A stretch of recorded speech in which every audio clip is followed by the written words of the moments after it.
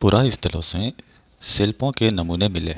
इनमें मिट्टी के बहुत ही पतले और सुंदर बर्तन मिले हैं, जिन्हें उत्तरी काले चमकीले पात्र कहा जाता है, क्योंकि ये ज़्यादातर उपमहाद्वीप के उत्तरी भाग में मिले हैं तथा ये प्राय काले रंग के होते हैं और इनमें एक खास चमक होती है।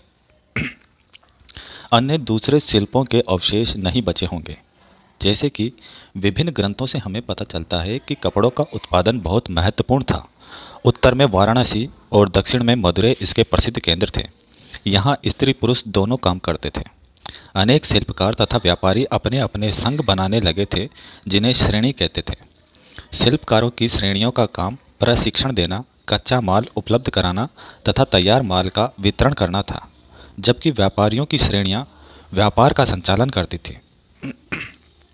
श्रेणियां बैंकों के रूप में काम करती थी, जहां लोग पैसे जमा रखते थे। इस धन का निवेश लाभ के लिए किया जाता था।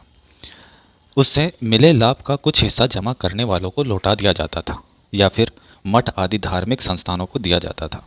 सूत कातने और बुनने के नियम, ये नियम अर्थशास्त्र के हैं। एक विशेष पदाधिकारी की देखरेख में कारखानों में सूत की कताई और बुनाई की जाती थी। ऊन, पेड़ों की छाल, कपास, पटवा तथा सन को तैयार करने के काम में विधवाओं, सक्षम असक्षम महिलाओं, भिक्षुणियों, वृद्धा वेश्याओं, राजा की अवकाश प्राप्त दासियों, सेविकाओं और अवकाश प्राप्त देवदासियों को लगाया जा सकता है। इन्हें इनके काम और गुणवत्ता के अनुसार पारिश्रमिक देना चाहिए। जिन महिलाओं को बाहर निकलने की अनुमति नहीं है, वह अपनी दासियों को भेजकर कच्चे माल को मंगवा सकती है और फिर तैयार माल उन्हें भिजवा सकती है। वे औरतें जो कारखाने तक जा सकती है, उन्हें अपना माल कारखाने तक तड़के ले जाना पड़ता था, जहां उन्हें पारिश्रमिक मिलता था। इस समय माल को अच्छी तरह जांचने के लिए रोशनी रहती है। अगर निरीक्षक उस औरत की तरफ देखता है या इधर उधर की बातें करता है तो उसे सज़ा मिलनी चाहिए। अगर औरत ने अपना काम पूरा नहीं किया तो उसे जुर्माना देना होगा। इसके लिए उसका अंगूठा भी काटा जा सकता है। 2200 से 1900 साल पहले अरिकामेडु एक पतन था, जहां दूर दूर से आए जहाज़ों से सामान उतारे जाते थे। यहाँ ईंटों से बना एक ढांचा मिला है जो संभवतः गोदाम रहा हो। यहाँ भूमध्य सागरीय क्षेत्र के एम्फोरा जैसे पात्र मिले हैं। इनमें शराब या तेल जैसे तरल पदार्थ रखे जा सकते हैं। इनमें दोनों तरफ से पकड़ने के लिए हत्थे लगे हैं। यहाँ एरेटाइन जैसे मुहर लगे लाल चमकदार बर्तन भी मिले हैं। इन्हें इटली के एक शहर के नाम पर एरेटाइन पात्र के नाम से जाना जाता है। इसे मोहर लगे सांचे पर गीली चिकनी मिट्टी को दबाकर बनाया जाता था। कुछ ऐसे बर्तन भी मिले हैं जिनका डिज़ाइन तो रोम का था, किंतु वे यहीं बनाए जाते थे। यहाँ रोमन लैंप, शीशे के बर्तन तथा रत्न भी मिले हैं। छोटे छोटे कुंड मिले हैं जो संभवतः कपड़ों की रंगाई के पात्र रहे होंगे। यहाँ पर शीशे और अर्ध बहुमूल्य पत्थरों से मनके बनाने के पर्याप्त साक्ष्य मिले हैं। रोम यूरोप के सबसे पुराने शहरों में से एक है। इसका विकास तभी हुआ जब गंगा के मैदान के शहर बस रहे थे। रोम एक बहुत बड़े साम्राज्य की राजधानी था। यह यूरोप, उत्तरी अफ्रीका तथा पश्चिमी एशिया तक फैला साम्राज्य था। इसके सबसे महत्वपूर्ण शासकों में से एक ऑगस्टस ने करीब 2000 साल पहले शासन किया था। उसने कहा था कि रोम ईंटों का शहर था जिसे मैंने संगमरमर का बनवाया। ऑगस्टस और उसके बाद के शासकों ने कई मंदिर तथा महल भी बनवाए। ऑगस्टस ने बड़े बड़े रंग मंडल एम्फी थिएटर बनवाए। इनमें चारों तरफ दर्शकों के बैठने की सीढ़ी नुमा जगहें होती थी। यहाँ लोग विभिन्न प्रकार के कार्यक्रम देख सकते थे। उन्होंने स्नानागार भी बनवाए, जहाँ स्त्रियाँ तथा पुरुषों के लिए अलग अलग समय निर्धारित थे। यहाँ लोग एक दूसरे से मिलते थे और आराम करते थे। बड़े बड़े जलवाही सेतु एक्वाडक्ट के जरिए शहर के स्नानागारों, फव्वारों तथा गूसलखानों के लिए पानी लाया जाता था। दक्षिणी भारत सोना, मसाले, खास तौर पर काली मिर्च तथा कीमती पत्थरों के लिए प्रसिद्ध था। काली मिर्च की रोमन साम्राज्य में इतनी मांग थी कि इसे काले सोने के नाम से बुलाते थे। व्यापारी इन सामानों को समुद्री जहाज़ों और सड़कों के रास्ते रोम पहुंचाते थे। दक्षिणी भारत में ऐसे अनेक रोमन सोने के सिक्के मिले हैं। इससे यह अंदाज़ा लगाया जाता है कि उन दिनों रोम के साथ बहुत अच्छा व्यापार चल रहा था। व्यापारिक नाविक अफ्रीका या अरब के पूर्वी तट से इस उपमहाद्वीप के पश्चिमी तट पर पहुंचना चाहते थे तो दक्षिणी पश्चिमी मानसून के साथ चलना पसंद करते थे। उपमहाद्वीप के दक्षिणी भाग में नदियों के मैदानी इलाकों में कावेरी का मैदान सबसे उपजाऊ है। मैदानी इलाकों तथा तटवर्ती इलाकों के सरदारों और राजाओं के पास धीरे धीरे काफ़ी संपत्ति और शक्ति हो गई। संगम कविताओं में मुवेंदार की चर्चा मिलती है। यह एक तमिल शब्द है जिसका अर्थ तीन मुखिया है। इसका प्रयोग तीन शासक परिवारों के मुखियाओं के लिए किया गया है। ये थे चोल, चेर तथा पांड्य, जो करीब 2300 साल पहले दक्षिणी भारत में काफ़ी शक्तिशाली माने जाते थे। इन तीनों मुखियाओं के अपने अपने दो दो सत्ता के केंद्र थे। इनमें से एक तटीय हिस्से में और दूसरा अंदरूनी हिस्से में था। इस तरह 6 केंद्रों में से 2 बहुत महत्वपूर्ण थे। एक चोलों का पतन पुहार या कावेरी पट्टिनम, दूसरा पांड्यों की राजधानी मदुरै। ये मुखिया लोगों से नियमित कर के बजाय उपहारों की मांग करते थे। कभी कभी ये सैनिक अभियानों पर भी निकल पड़ते थे और आसपास के इलाकों से शुल्क वसूल कर लाते थे। इनमें से कुछ धन वे अपने पास रख लेते थे, बाकी अपने समर्थकों, नाते रिश्तेदारों, सिपाहियों तथा कवियों के बीच बांट देते थे। अनेक संगम कवियों ने उन मुखियाओं की प्रशंसा में कविताएं लिखी है जो उन्हें कीमती जवाहरात, सोने, घोड़े, हाथी, रथ या सुंदर कपड़े दिया करते थे। इसके लगभग 200 वर्षों के बाद पश्चिमी भारत में सातवाहन नामक राजवंश का प्रभाव बढ़ गया। सातवाहनों का सबसे प्रमुख राजा गौतमी पुत्र श्री सातकर्णी था। उसके बारे में हमें उसकी माँ गौतमी बलश्री के एक अभिलेख से पता चलता है। वह और अन्य सभी सातवाहन शासक दक्षिणापथ के स्वामी कहे जाते थे। दक्षिणापथ का शाब्दिक अर्थ दक्षिण की ओर जाने वाला रास्ता होता है। पूरे दक्षिण क्षेत्र के लिए भी यही नाम प्रचलित था। श्री सातकर्णी ने पूर्वी, पश्चिमी तथा दक्षिणी तटों पर अपनी सेनाएं भेजी। कीमती चमकीले रंग और चिकनी मुलायम बनावट की वजह से रेशमी कपड़े अधिकांश समाज में बहुमूल्य माने जाते हैं। रेशम के कीड़े से कच्चा रेशम निकाल करके सूत कताई होती है और फिर उससे कपड़ा बुना जाता है। रेशम बनाने की तकनीक का आविष्कार सबसे पहले चीन में करीब 7000 साल पहले हुआ। इस तकनीक को चीन ने हजारों साल तक बाकी दुनिया से छिपाए रखा। चीन से पैदल, घोड़ों या ऊँटों पर कुछ लोग दूर दूर की जगहों पर जाते थे और अपने साथ रेशमी कपड़े भी ले जाते थे। जिस रास्ते से ये लोग यात्रा करते थे वो रेशम मार्ग, सिल्क रूट के नाम से प्रसिद्ध हो गया। कभी कभी चीन के शासक ईरान और पश्चिमी एशिया के शासकों को उपहार के तौर पर रेशमी कपड़े भेजते थे। यहाँ से रेशम के बारे में जानकारी और भी पश्चिम की ओर फैल गई। करीब 2000 साल पहले रोम के शासकों और धनी लोगों के बीच रेशमी कपड़े पहनना एक फैशन बन गया। इसकी कीमत बहुत ही ज़्यादा होती थी क्योंकि चीन से रेशम कपड़े लाने में दुर्गम पहाड़ी और रेगिस्तानी रास्तों से होकर जाना पड़ता था। यही नहीं, रास्ते के आसपास रहने वाले लोग व्यापारियों से यात्रा शुल्क भी मांगते थे। कुछ शासक सिल्क रूट के बड़े बड़े हिस्से पर अपना नियंत्रण करना चाहते थे क्योंकि इस रास्ते पर यात्रा कर रहे व्यापारियों से उन्हें कर, शुल्क तथा तोहफों के जरिए लाभ मिलता था।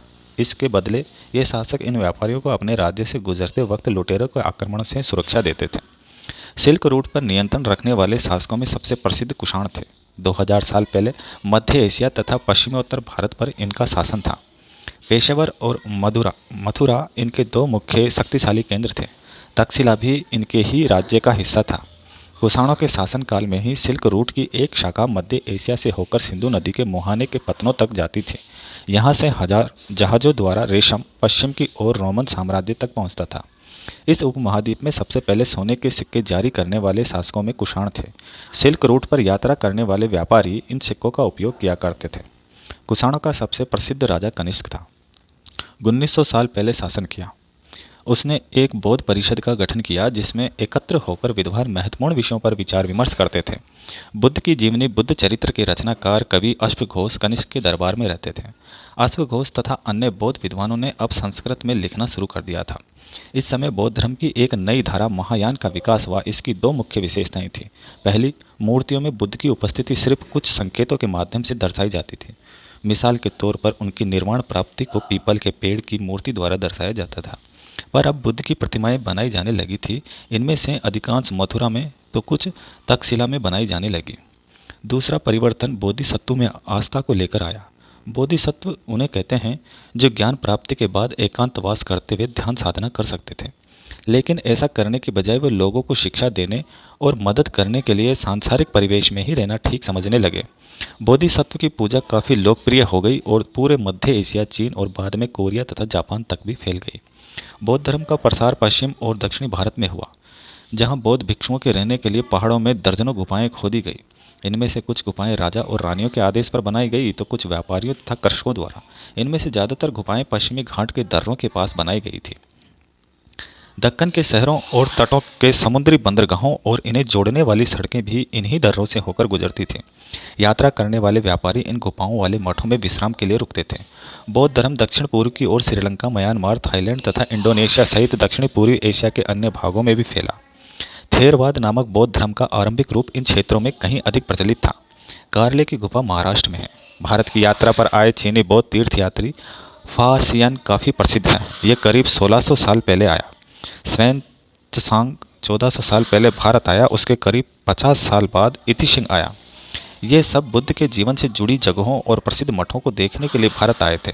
प्रत्येक ने अपनी यात्रा का वर्णन लिखा, उन किताबों के बारे में भी लिखा जिन्होंने वे अपने साथ ले गए थे।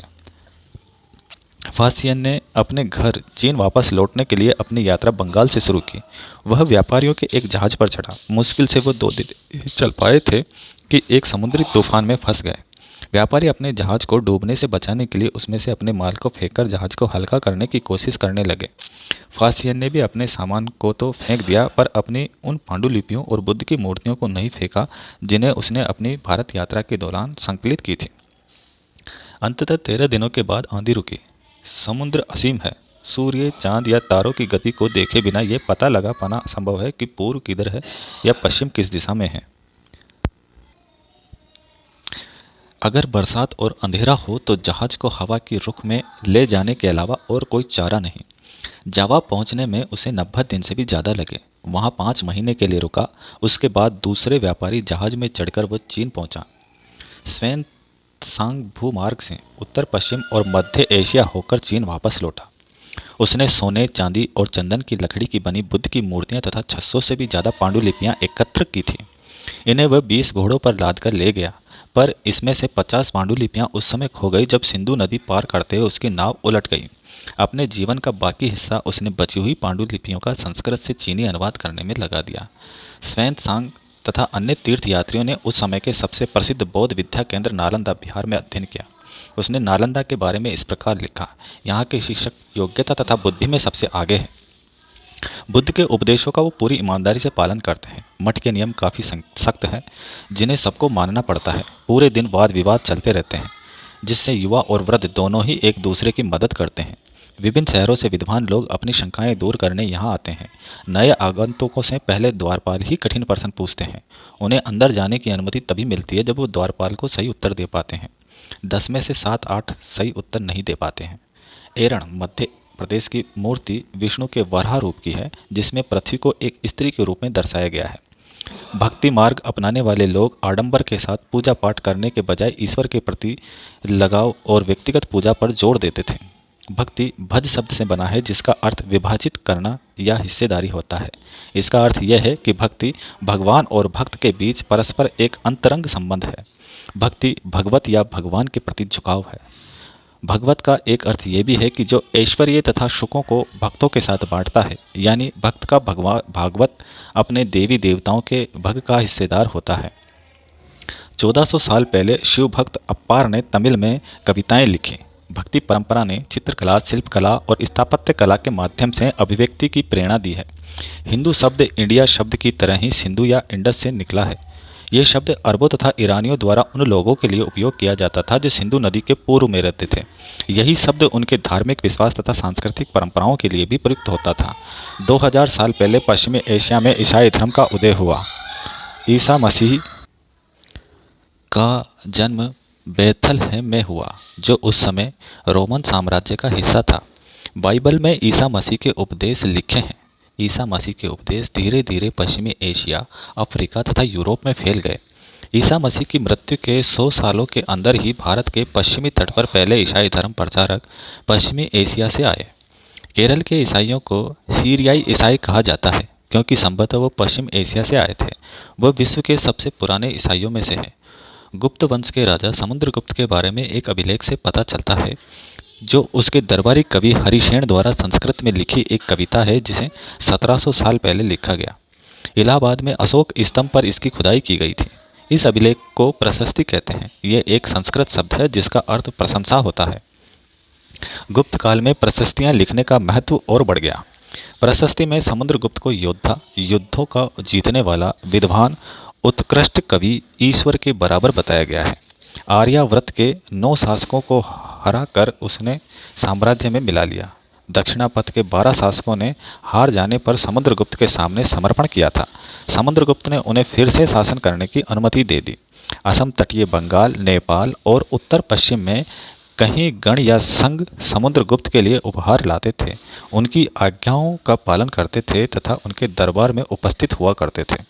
कुषाण तथा शक वंश के शासक, जिसमें श्रीलंका के शासक भी थे, इन्होंने समुद्रगुप्त की अधीनता स्वीकार की और अपनी पुत्रियों का विवाह उससे किया। समुद्रगुप्त की मां कुमार देवी लिच्छवी गण की थी और पिता चंद्रगुप्त गुप्त वंश के पहले शासक थे, जिन्होंने महाराजाधिराज जैसी बड़ी उपाधि धारण की। समुद्रगुप्त ने भी ये उपाधि धारण की। समुद्रगुप्त के दादा और परदादा का महाराजा के रूप में ही उल्लेख है। इससे ये आभास मिलता है कि धीरे धीरे इस वंश का महत्व बढ़ता गया। समुद्रगुप्त के बारे में उसके बेटे चंद्रगुप्त द्वितीय की वंशावली से भी जानकारी मिलती है। समुद्रगुप्त के बारे में अभिलेखों तथा सिक्कों से पता चलता है। समुद्रगुप्त ने पश्चिमी भारत में सैन्य अभियान में अंतिम शक शासक को परास्त किया। कवि कालिदास और खगोल शास्त्री आर्यभट्ट समुद्रगुप्त के दरबार में थे। गुप्त वंश के शासकों के बारे में अभिलेखों तथा सिक्कों से पता चलता है। राजा हर्षवर्धन 1400 साल पहले शासन किया। उनके दरबारी कवि बाण भट्ट ने संस्कृत में उनकी जीवनी हर्ष चरित्र लिखी। इसमें हर्षवर्धन की वंशावली देते हुए उनके राजा बनने तक का वर्णन है। चीनी तीर्थयात्री स्वान काफी समय के लिए हर्ष को दरबार में रहे। हर्ष अपने पिता के सबसे बड़े बेटे नहीं थे, पर अपने पिता और बड़े भाई की मृत्यु हो जाने पर थानेसर के राजा बने। हर्ष के बहनोई कन्नौज के शासक थे। जब बंगाल के शासक ने उन्हें मार डाला तो हर्ष ने कन्नौज को अपने अधीन कर लिया और बंगाल पर आक्रमण कर दिया। मगध तथा बंगाल को जीत करके हर्ष को पूर्व में जितनी सफलता मिली थी उतनी सफलता अन्य जगहों पर नहीं मिली। जब हर्ष ने नर्मदा नदी को पार कर दक्कन की ओर आगे बढ़ने की कोशिश की, तब चालुक्य नरेश पुलकेशिन द्वितीय ने उन्हें रोक दिया। पल्लवों का राज्य उनकी राजधानी कांचीपुरम के आसपास के क्षेत्रों से लेकर कावेरी नदी के डेल्टा तक फैला था। चालुक्यों का राज्य कृष्णा और तुंगभद्रा नदियों के बीच स्थित था। चालुक्यों की राजधानी ऐहोल थी। ऐहोल एक प्रमुख व्यापारिक केंद्र था। धीरे धीरे यह एक धार्मिक केंद्र भी बन गया, जहाँ कई मंदिर थे। पल्लव और चालुक्य एक दूसरे की सीमाओं का अतिक्रमण करते थे। मुख्य रूप से राजधानियों को निशाना बनाया जाता था, जो समृद्ध शहर थे। पुलकेशिन द्वितीय सबसे प्रसिद्ध चालुक्य राजा था, जिसके बारे में उसके दरबारी कवि रवि कीर्ति द्वारा रचित प्रशस्ति से पता चलता है। इसमें पूर्व की 4 पीढ़ियों का वर्णन है। पुलकेशिन द्वितीय को अपने चाचा से यह राज्य मिला था।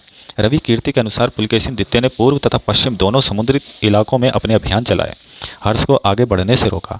पुलकेशिन द्वितीय ने पल्लव राजा के ऊपर भी आक्रमण किया, जिसे कांचीपुरम की दीवार के पीछे शरण लेनी पड़ी। चालुक्य की विजय अल्पकालीन थी। पल्लवों और चालुक्यों को अंततः राष्ट्रकूट तथा चोल वंशों ने समाप्त कर दिया। भूमि कर महत्वपूर्ण प्रशासक की प्राथमिक इकाई गांव, महत्वपूर्ण पद आनुवंशिक। कवि हरिसेन अपने पिता की तरह महादंड नायक अर्थात मुख्य न्याय अधिकारी। एक ही व्यक्ति कई पदों पर कार्य करता। हरिसेन महादंड नायक, कुमारा मात्य अर्थात एक महत्वपूर्ण मंत्री, संधि विग्राहक अर्थात युद्ध और शांति के विषयों का भी मंत्री था। स्थानीय प्रशासन में प्रमुख व्यक्तियों का बहुत बोलबाला था।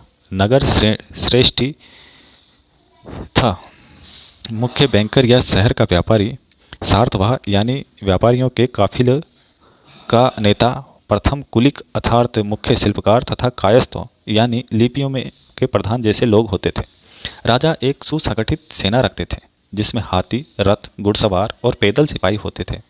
पर इसके साथ साथ कुछ सेना नायक भी होते हैं, जो आवश्यकता पड़ने पर राजा को सैनिक सहायता दिया करते थे। इन सेना नायकों को कोई नियमित वेतन नहीं दिया जाता था। बदले में इनमें से कुछ को भूमि दान दिया जाता था। दी गई भूमि से ये कर वसूलते थे, जिससे वह सेना तथा घोड़ों की देखभाल करते थे। वे युद्ध के लिए हथियार जुटाते थे। इस तरह के व्यक्ति सामंत कहलाते थे। जहाँ कहीं भी शासक दुर्बल होते थे, ये सामंत स्वतंत्र होने की कोशिश करते थे। पल्लवों के अभिलेखों में कई स्थानीय सभाओं की चर्चा है। इनमें से एक था ब्राह्मण भूस्वामियों का संगठन, जिसे सभा कहते थे। ये सभाएं उप समितियों के जरिए सिंचाई, खेतीबाड़ी से जुटे विभिन्न काम, सड़क निर्माण, स्थानीय मंदिरों की देखरेख आदि का काम करती थी। जिन इलाकों के भूस्वामी ब्राह्मण नहीं थे, वहाँ उर नामक ग्राम सभा के होने की बात कही गई है। नगरम व्यापारियों के एक संगठन का नाम था। कालिदास अपने नाटकों में राज दरबार के जीवन के चित्रण के लिए प्रसिद्ध है। इन नाटकों में राजा और अधिकांश ब्राह्मणों को संस्कृत बोलते हुए दिखाया गया है तथा अन्य लोग व महिलाएं प्राकृत बोलती हैं। कालिदास का प्रसिद्ध नाटक अभिज्ञान शाकुंतलम दुष्यंत नामक राजा और शकुंतला की प्रेम कहानी है। इस नाटक में एक गरीब मछुआरे के साथ राज कर्मचारियों के दुर्व्यवहार की बात कही गई है। चीनी तीर्थयात्री फा सियन का ध्यान उन लोगों की दुर्गति पर भी गया जिन्हें ऊंचे और शक्तिशाली लोग अछूत मानते थे। इन्हें शहरों के बाहर रहना पड़ता था। वे लिखते हैं, अगर इन लोगों को शहर या बाजार के भीतर आना होता था तो सभी को आगाह करने के लिए लकड़ी के एक टुकड़े पर चोट करते रहते थे। यह आवाज़ सुनकर लोग सतर्क होकर के अपने को छू जाने से या किसी भी प्रकार के संपर्क से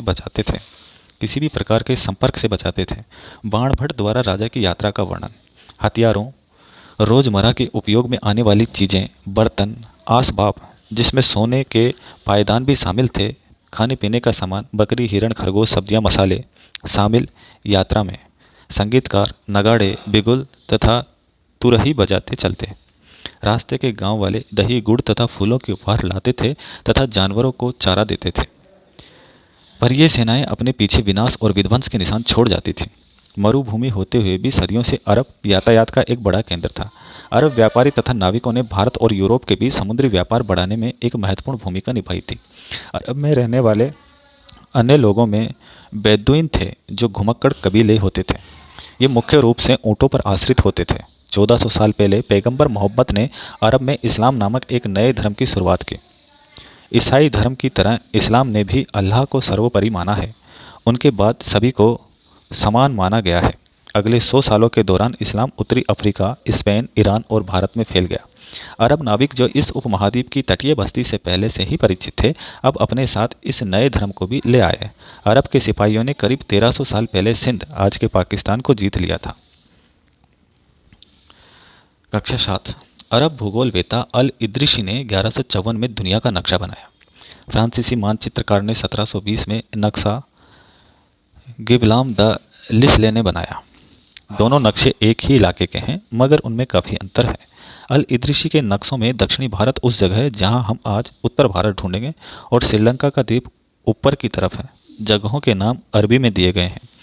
उनमें कुछ जगह पहचानने नाम भी है उनमें कुछ जाने पहचाने नाम भी हैं, जैसे कि उत्तर प्रदेश का कन्नौज। अल इद्रिशी के 600 वर्षों बाद बने नक्शों में उपमहाद्वीप के बारे में सूचनाएं काफ़ी बदल गई थी। इसमें विशेषकर तटीय इलाकों के बारीक ब्यौरे देख करके आश्चर्य होता है। यूरोप के नाविक तथा व्यापारी अपनी समुद्र यात्रा के लिए इस नक्शे का इस्तेमाल किया करते थे। दूसरे युग तक मानचित्र अंकन का विज्ञान भी बहुत बदल गया था। मध्य युग की फारसी आधुनिक फारसी भाषा से भिन्न है। ये भिन्नता व्याकरण और शब्द भंडार में ही नहीं आई है, समय के साथ शब्दों के अर्थ भी बदल जाते हैं। 13वीं सदी में फारसी के इतिहासकार मिनहाज ए सिराज ने हिंदुस्तान शब्द का प्रयोग किया था, तो उसका आशय पंजाब, हरियाणा और गंगा यमुना के बीच के स्थित इलाकों से था।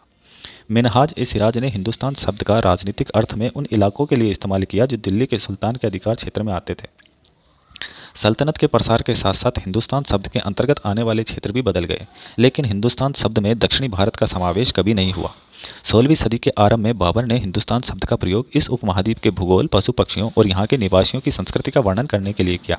ये प्रयोग 14वीं सदी के कवि अमीर खुसरो द्वारा प्रयुक्त शब्द हिंद के ही कुछ समान था। आज विदेशी शब्द का अर्थ ऐसे व्यक्ति जो भारतीय ना हो। मध्य युग में किसी गांव में आने वाले कोई भी अनजाना व्यक्ति जिस समाज या संस्कृति का अंग ना हो, विदेशी कहलाता था। ऐसे व्यक्ति को हिंदी में परदेशी और फारसी में अजनबी कहा जा सकता है। नगरवासी के लिए वनवासी विदेशी होता था, किंतु एक ही गांव में रहने वाले दो किसान अलग अलग धार्मिक या जाति परंपराओं से जुड़े होने पर भी एक दूसरे के लिए विदेशी नहीं होते थे। 700 से 1750 तक के काल के बारे में सूचना इतिहासकार सिक्कों, शिलालेखों, स्थापत्य, भवन निर्माण कला तथा लिखित सामग्री पर निर्भर करते हैं। इस काल में प्रमाणिक लिखित सामग्री की संख्या और विविधता आश्चर्यजनक रूप से बढ़ गई। नस्तलिक लिपि बाईं ओर से तथा सिकस्त लिपि दाहिनी ओर से लिखी जाती है। 14वीं सदी के इतिहासकार जियाउद्दीन बर्नी ने अपना वृत्तांत पहली बार 1356 में और दूसरी बार इसके 2 वर्ष बाद लिखा था। दोनों में अंतर है, लेकिन 1971 तक इतिहासकारों को पहली बार वाले वृत्तांत की जानकारी ही नहीं थी। ये पुस्तकालयों के विशाल संग्रह में कहीं दबा पड़ा था। 700 से 1750 के काल में सिंचाई में रहट, कताई में चरखे और युद्ध में आग्नेयास्त्र बारूद वाले हथियार का इस्तेमाल हुआ। आलू, मक्का, मिर्च, चाय और कॉफ़ी इसी समय शामिल हुई। राजपूत, जिनका नाम राजपुत्र राजा का पुत्र से निकला है, 8वीं से 14वीं सदी के बीच ये नाम आमतौर पर योद्धाओं के उस समूह के लिए प्रयुक्त होता था जो क्षत्रिय वर्ण के होने का दावा करते थे। कवि और चारण राजपूतों की आचार संहिता, प्रबल पराक्रम और स्वामी भक्ति का गुणगान करते थे। इस युग में राजनीतिक दृष्टि से महत्व हासिल करने के अवसरों का लाभ मराठा, सिख, जाट, अहोम और कायस्थ, मुख्यतः लिपिकों और मुंशियों का कार्य करने वाली जाति आदि समूहों ने भी उठाया। पर्यावास से तात्पर्य किसी भी क्षेत्र में के पर्यावरण और वहाँ के रहने वालों की सामाजिक और आर्थिक जीवन शैली से है। अपने सदस्यों के व्यवहार का नियंत्रण करने के लिए जातियां स्वयं अपने अपने नियम बनाती थी। इन नियमों का पालन जाति के बड़े बुजुर्गों की एक सभा करवाती थी, जिसे कुछ इलाकों में जाति पंचायत कहा जाता था।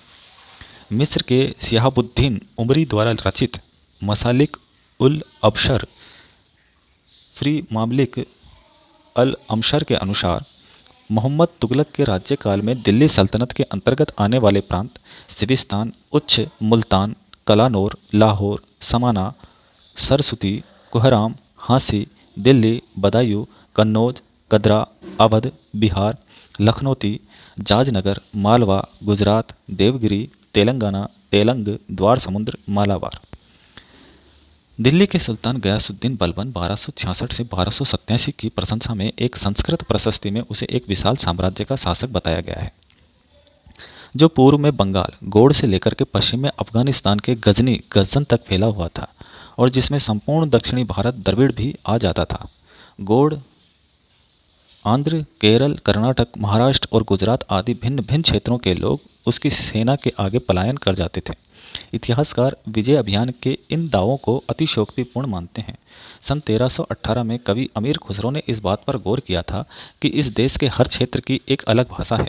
सिंधी, लाहौरी, काश्मीरी, द्वार समुद्री दक्षिणी कर्नाटक में, तेलंगानी आंध्र प्रदेश में, गुजरी गुजरात में, महबारी तमिलनाडु में, गोडी बंगाल में, अवधी पूर्वी उत्तर प्रदेश में, हिंदवी दिल्ली के आसपास के क्षेत्रों में। एक भाषा संस्कृत भी है जो किसी विशेष क्षेत्र की भाषा नहीं है। ये एक प्राचीन भाषा है जिसे केवल ब्राह्मण जानते हैं, आम जनता नहीं। कुरान शरीफ का संदेश भारत में पहले 7वीं सदी में व्यापारियों और अब आप्रवासियों के जरिए पहुंचा। कई शासक इस्लाम और उसके विद्वान धर्मशास्त्रियों और न्याय शास्त्रियों अर्थात उलेमाओं को संरक्षण देते थे। मुसलमानों में कुछ शिया थे जो पैगंबर साहब के दामाद अली को मुसलमानों का विधि सम्मत नेता मानते थे और कुछ सुन्नी थे जो खलीफाओं के प्रभुत्व को स्वीकार करते थे। इस्लाम के आरंभिक दौर में इस धर्म का नेतृत्व करने वाले खलीफा कहलाते थे। इस्लामी न्याय सिद्धांत, विशेषकर भारत में हनफी और सफ़ी ऐसे सिद्धांत है कि विभिन्न परंपराओं में भी कहीं महत्वपूर्ण अंतर रहे हैं। 19वीं सदी के मध्य में अंग्रेज इतिहासकारों ने भारत के इतिहास को 3 युगों में बांटा था, हिंदू, मुस्लिम और ब्रिटिश। ये विभाजन इस विचार पर आधारित था कि शासकों का धर्म ही एकमात्र महत्वपूर्ण ऐतिहासिक परिवर्तन होता है और अर्थव्यवस्था, समाज और संस्कृति में और कोई भी महत्वपूर्ण बदलाव नहीं आता। कक्षा 6 का पाठ 6। 3000 साल पहले कुछ लोग बड़े बड़े यज्ञों को आयोजित कर राजा के रूप में प्रतिष्ठित हो गए। अश्वमेध यज्ञ ऐसा ही आयोजन था। अश्वमेध यज्ञ में राजा को राज सिंहासन या बाघ की खाल के एक विशेष आसन पर बिठाया जाता था। यज्ञ के अवसर पर राजा का सारथी राजा की विजयों तथा अन्य गुणों का गान करता था। उत्तर भारत में खासकर गंगा यमुना क्षेत्र में कई ग्रंथ रचे गए। ऋग्वेद के बाद रचे होने के कारण ये उत्तर वैदिक ग्रंथ कहे जाते हैं। इसके अंतर्गत सामवेद, यजुर्वेद, अथर्ववेद तथा अन्य ग्रंथ शामिल हैं। पुरोहितों द्वारा रचित इन ग्रंथों में अनुष्ठान, उनके संपादन की विधियां तथा सामाजिक नियमों के बारे में बताया गया है। पुरोहित तथा योद्धा वैभवशाली थे। कुछ कृषक और व्यापारी धनवान थे। पशुपालन, शिल्पकार, श्रमिक, मछली पकड़ने वाले, शिकारी, भोजन संग्राहक निर्धन थे। पुरोहितों ने लोगों को 4 वर्णों में ब्राह्मण, क्षत्रिय, विश्य या वैश्य, शूद्रों में विभाजित किया, जिन्हें वर्ण कहते हैं। प्राय औरतों को भी शूद्रों के समान माना गया। महिलाओं तथा शूद्रों को वेदों को अध्ययन का अधिकार नहीं था। सभी वर्णों का निर्धारण जन्म के आधार पर था, पर बाद में कुछ लोगों को अछूत माना गया। अछूत वर्गों में कुछ शिल्पकार, शिकारी तथा भोजन संग्राहक शामिल थे। साथ ही इनमें वे लोग भी आते थे जो शवों को दफनाने या जलाने का काम करते थे। इन लोगों से संपर्क अपवित्र माना जाता था। महायज्ञों को करने वाले राजा अब जन के राजा न होकर के जनपदों के राजा माने जाने लगे। जनपद का शाब्दिक अर्थ जन के बसने की जगह होता है। पुरातत्वविदों ने जनपदों की कई बस्तियों की खुदाई की। इनमें दिल्ली में पुराना किला, उत्तर प्रदेश में मेरठ के पास हस्तिनापुर और एटा के पास अंतरंजी खेड़ा खुदाई से पता चला लोग झोपड़ियों में रहते थे, मवेशियों तथा जानवरों को पालते थे, चावल, गेहूं, धान, जौ, दालें, गन्ना, तिल, सरसों जैसे फसलें उगाते थे। लोग मिट्टी के बर्तन बनाते थे, इनमें कुछ धूसर और कुछ लाल रंग के होते थे। कुछ विशेष बर्तन मिले जिन्हें चित्रित धूसर पात्र के रूप में जाना जाता है। इन बर्तनों पर चित्रकारी की गई थी। ये आमतौर पर सरल रेखाओं तथा ज्यामितीय आकृति के रूप में थे। 2500 साल पहले कुछ जनपद अधिक महत्वपूर्ण हो गए, जिन्हें महाजनपद कहा जाने लगा। अधिकतर महाजनपदों की एक राजधानी होती थी। कई राजधानियों में किलेबंदी की गई थी, अर्थात इनके चारों ओर लकड़ी, ईंट या पत्थर की ऊंची दीवारें बनाई गई थी।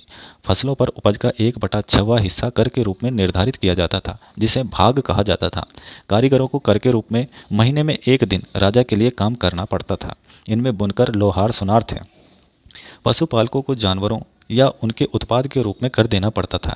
व्यापारियों को सामान खरीदने बेचने पर भी कर देना पड़ता था। शिकारियों तथा संग्राहकों को जंगल से प्राप्त वस्तुएं देनी होती थी। महाजनपद युग में कृषि के क्षेत्र में 2 बड़े परिवर्तन हुए। हल्के फाल अब लोहे के बनने लगे। लोगों ने धान के पौधों का रोपण शुरू किया। भूमिहीन खेतीहर मजदूर को कम्मकार कहते हैं। 200 सालों के भीतर मगध सबसे महत्वपूर्ण जनपद बन गया। गंगा और सोन नदियां मगध से होकर बहती थी। ये यातायात, जल वितरण, जमीन को उपजाऊ बनाने के लिए महत्वपूर्ण थी। मगध का एक हिस्सा जंगलों से भरा था। इन जंगलों में रहने वाले हाथियों को पकड़कर उन्हें प्रशिक्षित कर सेना के काम में लगाया जाता था। इस क्षेत्र में लोहे अयस्क की खदानें हैं।